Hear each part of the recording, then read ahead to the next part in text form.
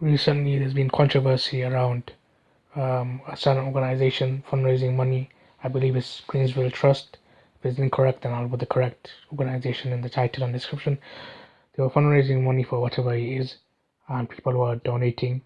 And people who donate a certain amount, I believe it's £1,575, but it could be less or more.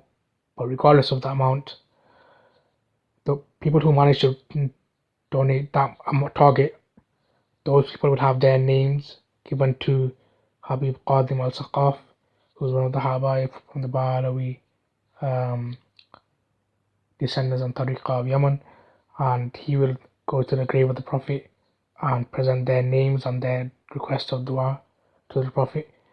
Um, and so anybody who reaches that target, they will be able to have that request. And many people have been outraged. And I'm not going to go too detailed into the fiqh of it, but just the common sense of it.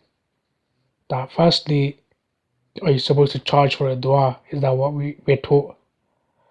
And second of all, you're going to the one who's the most generous from the creation, and now you want to be stingy in front of him by saying we're going to make dua for you, you have to donate this much. And also, acts of worship, dua is an act of worship, salam is an act of worship. So you want to now charge for an act of worship. So what is this? And we know the specific rulings of like an imam being paid for his salary, or someone teaching the Quran being paid for the salary. They're being paid for their time and to pay for their bills and whatever else. But besides that, nobody should be taking any money.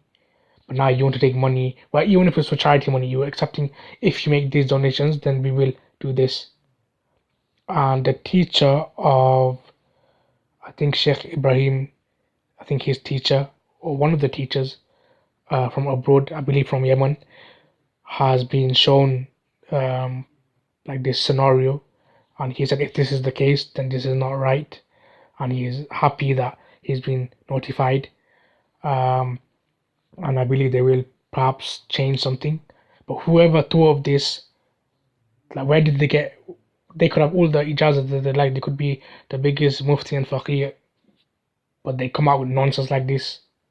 There's ways to encourage people to donate, and then there's ways um, to do it within the boundaries of the Sharia.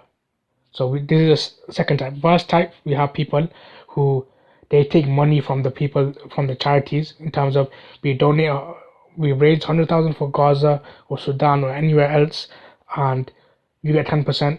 You're stealing, whether it's for fundraising or whether you're a staff member, or they're stealing the money, the donations. Whether it's not literally stealing by law, but from Islamic terms of point of view, what are you doing? It's not your money; it's the money for the charity to give to those who deserve it. That's one thing that we've seen a lot during the current genocide, and now with Sudan. Many people are doing this, and they are absolute khabith. And now you have this, you want to charge people to make a dua for them. You want to charge people for worship. Where did you get this from? Who gives you the right to do this? And one thing I want to finish with is, I think good of the Habib, and I'm pretty sure Habib Qasim would not be aware in terms of, perhaps he would be given the names of these people and told these are the names and this is the request, and send their salams, make dua for them, whatever else. But I'm sure he wouldn't be told that they paid or they donated this amount, and that's why I'm sure he would not be aware of that. If he was aware of that, I'm sure all of their plans and schemes would have collapsed. So it's good to see more outrage from all kinds of Muslims, and people say, people who are upon the way of Tasawwuf, or like X, Y, and Z.